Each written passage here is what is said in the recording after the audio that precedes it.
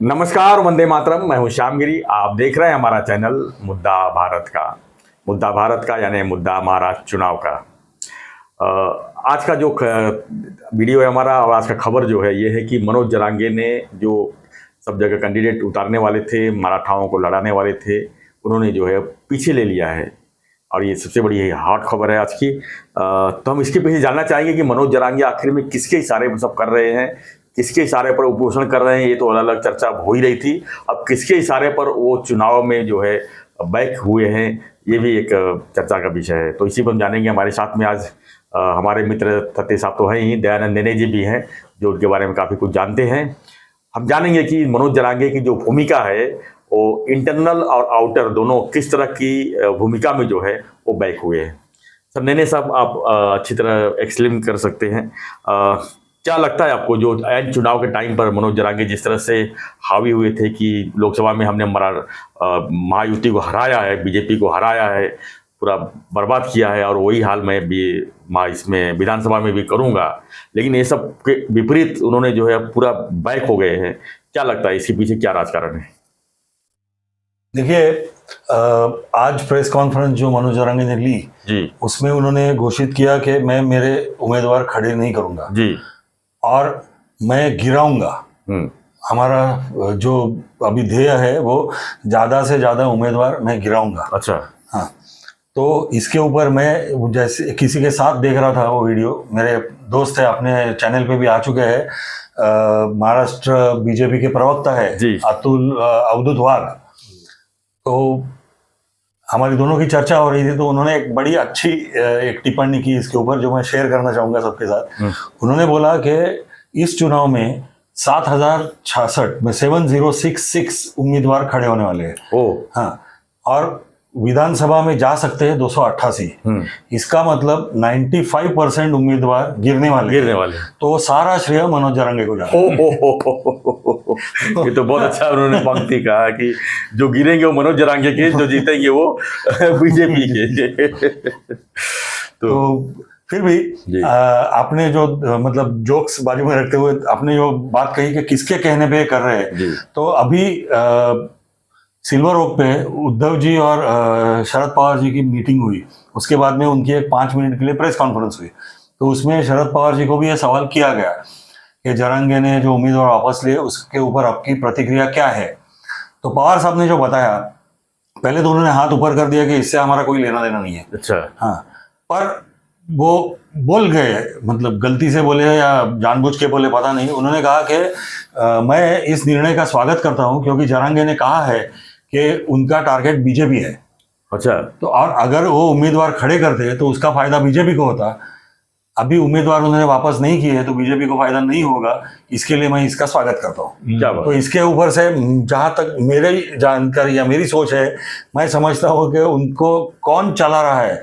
जैसे कि सत्य जी की जानकारी है, एकनाथ शिंदे जी चला रहे हैं, चलाते होंगे, मैं उसमें कोई मेरी दो मत नहीं है, पर शरद पवार जी का भी हाथ इसके पीछे है कहीं ना कहीं। ये तो डे वन जब से उपोषण बैठे तब से समझ में आ रहा है, जब से लाठीचार्ज हुआ औरंगाबाद मतलब संभाजी नगर में। तो लोगों को समझना चाहिए कि जो पवार साहब ने परसों कहा कि मैंने जातीयवादी राजकारण महाराष्ट्र में किया होगा, उसका एक एग्जाम्पल दो, तो ये एग्जाम्पल मेरे सामने है। जो अभी आज उन्होंने खुद ने वक्तव्य किया, उनका लेटेस्ट वक्तव्य है कि बीजेपी के खिलाफ में बीजेपी को फायदा होता इनके उम्मीदवार खड़े करने से, तो अच्छा है कि वो नहीं खड़े कर रहे। सर, आपका क्या मत है? नहीं, मुझे ऐसा लग रहा है कि मनोज जरांगे को धमकाया गया, डराया गया, और उनके सूत्रधार कभी भी शरद पवार नहीं रहे। उनके सूत्रधार एकनाथ जी शिंदे ही रहे, और एकनाथ जी शिंदे और फडणवीस साहब में मतभेद थे। एकनाथ जी को लगता था कि ये अगर उम्मीदवार खड़े करते हैं तो अपने को फायदा होगा, और फडणवीस को लगता था कि अगर वो उम्मीदवार खड़े करते हैं तो बीजेपी को नुकसान होगा। शायद शिंदे साहब मराठा होने के कारण उनको फायदा को भी फायदा मिलेगा, मगर हमारा नुकसान होगा, तो इनको खड़ा नहीं करना चाहिए। मेरे को लगता है पिछले 24 घंटे से मेरा भी कोई कांटेक्ट एकनाथ जी से नहीं हुआ है, तो उस समय में फडणवीस और शिंदे जी का निर्णय हुआ होगा। जो शिंदे साहब ने अपने उनके खास मित्र हैं बिटवीन। आपने देखा होगा 2-4 दिन में बहुत सारे मिनिस्टर जाके मिल के आए जी। मनोज जरांगे को। कौन मिले? ये इसके नहीं मिले, महाआघाड़ी का कोई नहीं मिला ज्यादा।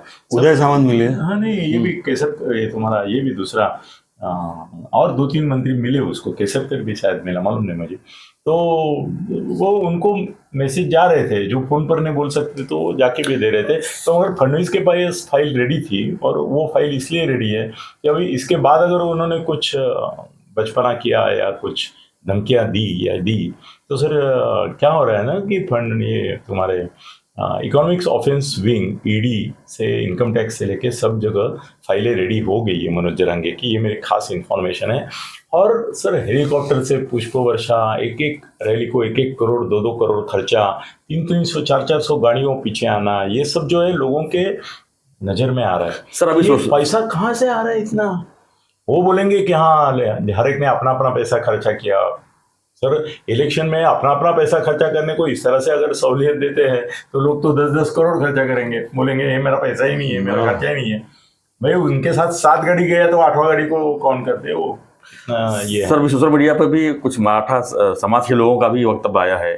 उनका ये कहना कि मनोज जरांगे ने मराठा समाज को धोखा दिया है, अपने मनमानी डिसीजन लेके जो है मराठाओं को यूज करके। और 150 युवा तो फॉर्म भर चुके हैं। हाँ, वो भी नाराज होंगे। उनमें से कई मेरे को नहीं लगता है पीछे लेंगे। वो बोलेंगे जो हो जाए, गिर जाए तो गिर जाए, क्या अपनी इज्जत है ऐसी? मेलेला कोंबडीचा आगीचं भर काय? अरे आप पहले ही हम लोग गिर चुके हैं, तो और थोड़े कितने वोट मिलते हैं? कम से कम जरांगे की तो ताकत लोगों को मालूम होगी कि भाई नहीं है कुछ। सर एक खबर और भी सुबह से घूम रही है कि महाआघाड़ी के शिकायत के ऊपर आज डीजीपी रश्मि शुक्ला का जो है तबादला हो गया है। क्या ये बात सही है कि महाआघाड़ी जो है भारी पड़ी है इसके ऊपर? सर भारी क्या? चुनाव आयोग 3 राज्यों के बनाए ना, 3 राज्यों के महासंचालक जो थे वो बदली किए, तो चौथा करना ही था, क्यों नहीं किया? नहीं, अभी क्रेडिट ले रही है महाआघाड़ी कि हमारे शिकायत पर लेना है। मैं इसमें एक बात ऐसी सोचता हूँ कि अच्छा हुआ बदली की, क्योंकि फिर हार जाने के बाद ये विषय लेके रो नहीं पाएंगे। नहीं, इसने ऐसा किया लेते हैं ना, तो वैसे ये रहते कि रश्मि शुक्ला की वजह से पुलिस की गाड़ी से ही जा रहा था पैसा, ये करके हम हार गए। अच्छा हुआ उन्होंने बदली की। रो तो नहीं पाएंगे उसके ऊपर। एक ही गलती थी, 3 राज्यों के आपने बदले ना, बदल दो ना चौथा। सर व्यक्ति महत्वपूर्ण होती नहीं है, पद महत्व होता है। पद महत्व का है। नहीं, और वो एक सिनेमा में डायलॉग किसको लाया? सर पदभार किसको दिया? अभी तक तो नाम नहीं आया। फिलहाल आया ना, विवेक फंसलकर को दिया ना, फंसलकर को अतिरिक्त दिया। इसे अतिरिक्त है तो रिक्त से अतिरिक्त कोई फर्क नहीं पड़ता है सर, उसके पावर तो वही रहेंगे। जो रश्मि शुक्ला के पावर है वो अतिरिक्त को भी रहते हैं, क्योंकि वो उस समय उस पद में है। जैसे पंतप्रधान बाहर गांव जाते हैं तो अभी नहीं करते हैं, पहले करते थे, किसी को मनोनीत कर जाते थे। शंकरराव चौहान भी एक बार पंतप्रधान ऐसे 8 दिन के लिए बने थे जब टूर पे गए थे कोई। और अभी जो नाम आए हैं मेरे पास, इनके बाद कौन हो सकता है? तो एक तो संदीप बिश्नोई, दूसरे विवेक फंसलकर, तीसरा PN सर्वदे या तो जयजीत सिंह। इन 4 नाम में से कोई एक बनेगा परमानेंट जो बनने का है। और सबसे सीनियर इसमें संदीप बिश्नोई दिख रहे हैं, जो फिलहाल managing director police housing and welfare corporation पे है, साइड लाइन पे है। तो या तो उन्हें बनाएंगे या तो फिर फंसलकर को प्रमोशन देके उनको बना देंगे। और दोनों ही चारों जो है ना फडणवीस साहब के खास आदमी है। तो रश्मि शुक्ला बदनाम है, वो टेलीफोन टैपिंग से लेके सब जगह फडणवीस के साथ है करके। ठीक है सर, कैसा है ना, पद पे जो बैठता है ना, वो कुर्सी के 4 पांव जो होते हैं ना, वो 4 पांव मंत्रिमंडल में ही होते हैं, उसको खाली ये बीच का पुट्ठा मिलता है। तो कोई भी रखो, आप भी क्या करते थे वही तो करते थे। हमने भी तो कांग्रेस के नेताओं के साथ काम किया है ना। वो क्या पुलिस का दुरुपयोग करते थे, कैसे पुलिस स्टेशन फोन करते थे, कैसे चुनाव आयोग क्या, सर ये चुनाव आयोग के अधिकारी क्या होते हैं? सरकारी नौकरी होते हैं। कल उनको मंत्री के सामने ही झुक के काम करना है। राष्ट्रपति शासन समझ लो है, राष्ट्रपति शासन वैसे ही होता है। नहीं, राष्ट्रपति शासन अलग होता है। ये इसमें चुनाव जिस दिन खत्म हो गया, रिजल्ट आ गया, ये सब खत्म, कुंडवाड़ा में जाने वाले हैं मंत्रिमंडल के सब मंत्री। अभी देख रहे हैं सबको कि क्या क्या चल रहा है इनका, क्या मस्ती कर रहे हैं। ये जो कैश पकड़ा जा रहा है ना, उसके बारे में भी अफवाह ऐसी है कि वो जिनकी पकड़े जा रहे हैं उसमें कोई पॉलिटिशियन नहीं है, ना शिवसेना का है, ना उबाटा का है, ना मतलब व्यापारियों का है। व्यापारियों का पैसा पकड़ा जा रहा है। क्योंकि उनको आदत है, उनको लगता है पैसा दिया मैनेज हो गया। अभी उनको नया पता चल रहा है कि अरे मैनेज नहीं हो रहा है, क्योंकि उनको दिखाना है कि इतना रकम हमने जमा किया। और ये सब छूटेंगे सर, ये ऐसा नहीं है, वो प्रूव करेंगे ना कि भाई हाँ ठीक है हमारा ये व्यवहार है, इसमें हमने इतना कैश किया, तो जाएंगे ना वापस। अभी 5 करोड़ का शाहजी बापू पाटिल का केस आया था, क्या हुआ? क्या हो हुआ? गया क्लियर। अरे उनको वापस भी कर दिया। हाँ वही क्लियर हो वो गया। 4 लोगों को भी किया, उन्होंने सिद्ध कर लिया ये कहाँ से लाया, कितना लाया, क्यों लाया, कहाँ जाने वाला था, छोड़ दिया ना। 5 करोड़ का मामला हो गया ना, निपट लिया। संजय हमारा ढूंढना पड़ता था कि 15 करोड़ है, 2 गाड़ी है, कुछ नहीं हुआ। ऐसा कुछ नहीं है। ये रश्मि शुक्ला के जाने से बहुत फर्क पड़ेगा, ये भूल कर बने। रश्मि शुक्ला क्या काउंटर पे खड़ी होके चेक करती है, चेक तो पुलिस वाले स्थानीय करते हैं ना। तो वो अरे क्या है, जैसे एकनाथ जी शिंदे का चलता है वैसा। परसों जितेंद्र ने मुझे खुद बोला अभी पुलिस अधिकारी मेरे सुनने को आते हैं, मेरे को पूछने आते हैं, उनको लगता है अगला पालक मंत्री मैं ही होऊंगा थाना का। हाँ सच में, मैं कोट कर रहा हूँ ना, मेरे पास ऐसा नहीं रहता है कि भाई एक ने बोला 2 ने बोला है। महागड़ी सरकार बन रही है ना। जितेंद्र आवाड़ बोला मैं ये मंत्रिमंडल में कुछ भी बना सकता हूँ अनिल जी, मैं कैबिनेट मंत्री बनने वाला हूँ और थाना दिल्ला का पालक मंत्री मैं ही होऊंगा, आप लिख लो। मतलब और अभी से अधिकारी आके सरेंडर कर रहे हैं मेरे को, बोल रहे आपकी सरकार आ रही है, हमारा पर ध्यान रखो। तो इनका भी चलता है। अभी जितेंद्र ने फोन किया, हमारा ऐसा ऐसा गाड़ी जा रहा है, थोड़ा सा किसी को मुमरा में बांटने को, मिठाई बांटने जा रहे हैं, तो बोलेंगे सर बैठ दो, कोई बात नहीं, चाहिए आपकी हमारी गाड़ी चाहिए क्या, वो भी देते हैं, वो देंगे ना। ऐसा क्या है? शरद पवार बोले कि पुलिस की गाड़ी से जा रहा है, पुलिस की गाड़ी से क्यों भेजेंगे? अभी सर संजय के प्रति बोलते समय मैंने एक गलती किया परसों।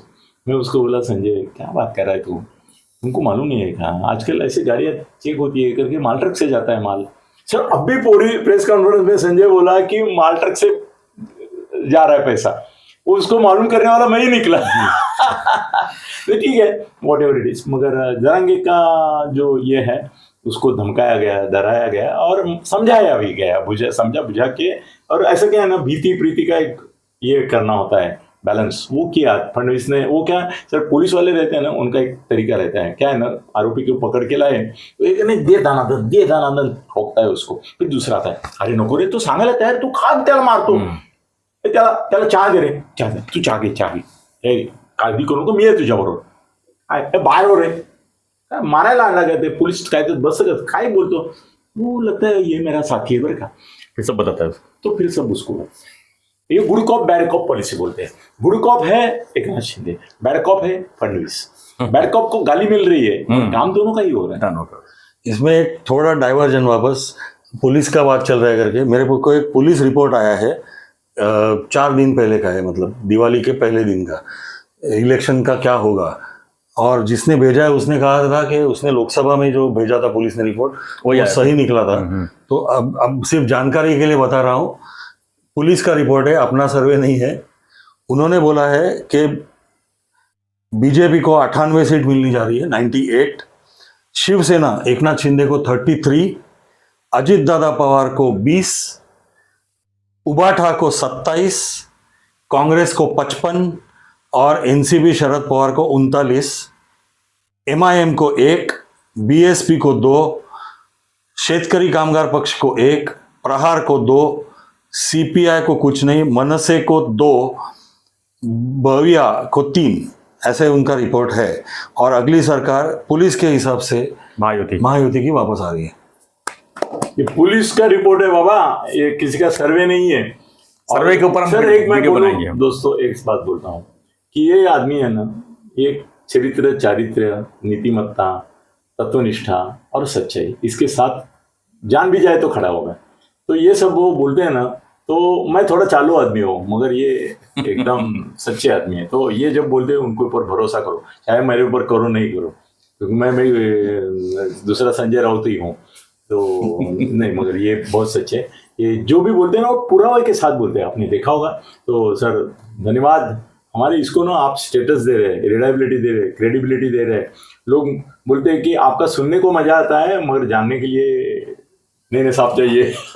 नहीं साहब, हम डिटेल में इसके ऊपर पुलिस रिपोर्ट के साथ साथ आपके सर्वे को मिला के एक वीडियो बनाएंगे, जो आने वाले 2-3 दिन में हम इसको पूरा आपके सामने लाएंगे। बराबर, ठीक है जी, धन्यवाद सर।